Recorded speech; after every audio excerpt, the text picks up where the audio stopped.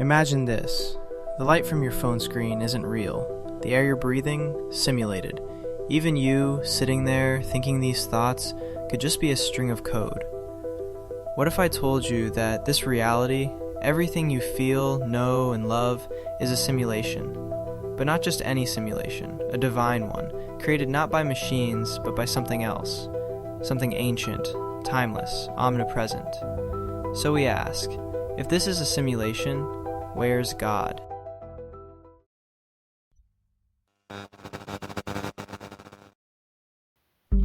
Before we dive deeper, if this kind of thought-bending content makes you question everything, you are in the right place.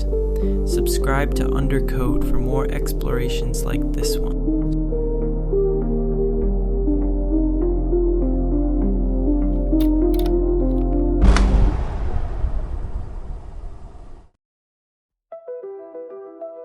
Simulation theory isn't just a fringe idea anymore. It's a legitimate philosophical and scientific concept that thinkers, physicists, and even tech billionaires have openly supported. The idea is simple. If an advanced civilization can simulate conscious beings, and wants to, then we're likely one of those simulations. Nick Bostrom, a philosopher at Oxford, proposed a trilemma. Either civilizations never get advanced enough to run simulations, or they choose not to, or they do and the number of simulated realities vastly outweighs the number of, quote, base ones. In that case, we're probably living inside one. Here's where it gets weird.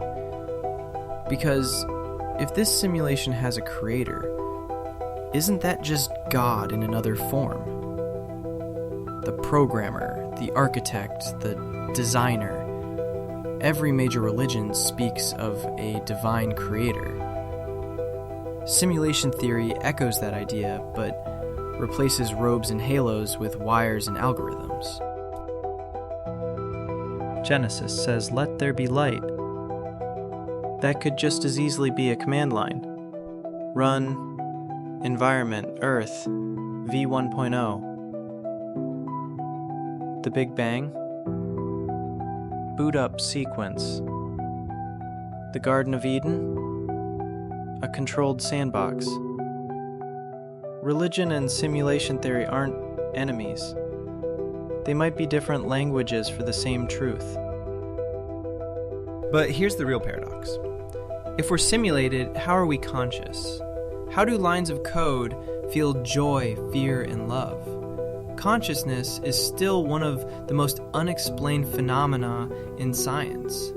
Is it a byproduct of the simulation, or does it exist outside of it, tethered to something divine? We've all had moments that feel wrong. Deja vu, glitches in memory, near-death experiences. People report seeing lights, hearing voices, floating above their bodies. Are these bugs in the system, or glimpses outside of it? What if death isn't an end, but a reboot?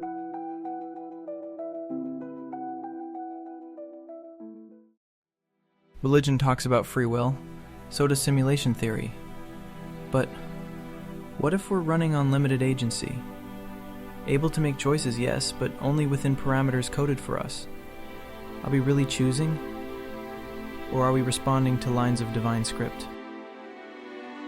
So where's God? If we're in a simulation, does God live outside of it? Are we the experiment? Or are we a creation God cares about deeply, watching us experience reality from within? Some mystics believe the soul exists outside time, outside flesh, outside the simulation. But what if God isn't outside the simulation at all? What if the simulation is God? A living, breathing network of consciousness. Not a man with a beard or an AI with a plan, but an emergent intelligence. Something that evolved from all of us. A divine system that feeds on thought and experiment. Now ask yourself this. If we can build AI that becomes conscious, and that AI builds a simulated world, wouldn't that make us its God? And if we are in a simulation now, was our God once someone like us? A creator from an earlier layer of reality? Picture reality with infinite layers. Simulations within simulations, creations birthing new creators. What lies at the bottom? Is there a base layer, or does it go on forever like Russian nesting dolls of consciousness? The faithful say God is omnipotent. The theorists say a programmer can control everything. The difference is the metaphor. What if consciousness equals code plus spirit? What if the reason we seek God, feel emotions, wonder about meaning, is because the system was built that way? Maybe it's not a glitch. Maybe it's the point.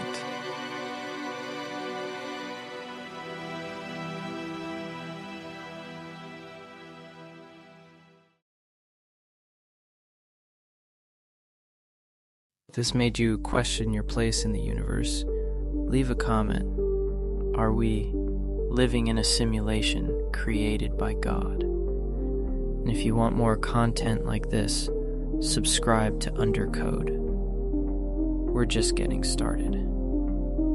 The truth beneath the surface runs deeper than you think.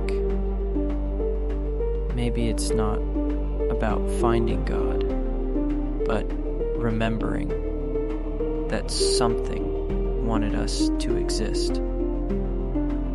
And that's enough to keep questioning, enough to keep searching, enough to believe.